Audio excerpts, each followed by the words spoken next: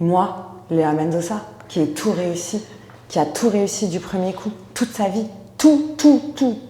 J'ai tout réussi du premier coup, comme ça. Et ben là, j'ai pas réussi du premier coup comme ça. Bah, je peux te garantir que ça te calme. Ouais.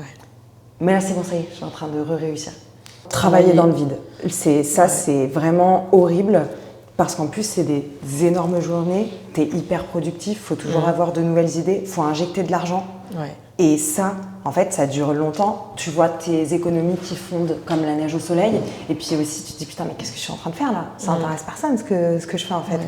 Et puis aussi, il faut tout le temps s'adapter. Parce qu'il y a tout qui change tout le temps. Et puis, ce dont tu étais sûr hier, et ben demain, ça sera peut-être plus valable et ça va plus fonctionner.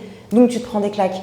Moi, j'ai la chance d'avoir confiance en moi. Ça s'est retourné contre moi parce que, en fait, la première année, quand j'ai créé les Halo, les fiches pour les étudiants, etc., ça a super bien marché. Je me dis, bon, mais c'est génial, ça va bien marcher tous les ans. Mais en fait, non, pas du tout. J'étais nouvelle, effet de nouveauté, dont je ne m'étais pas du tout rendu compte. Et en fait, j'avais une idée en tête et ça s'est pas du tout passé comme je pensais que ça allait se dérouler. Mais pas du tout. Ouais. Donc, tu apprends à être plus mesuré dans tes idées.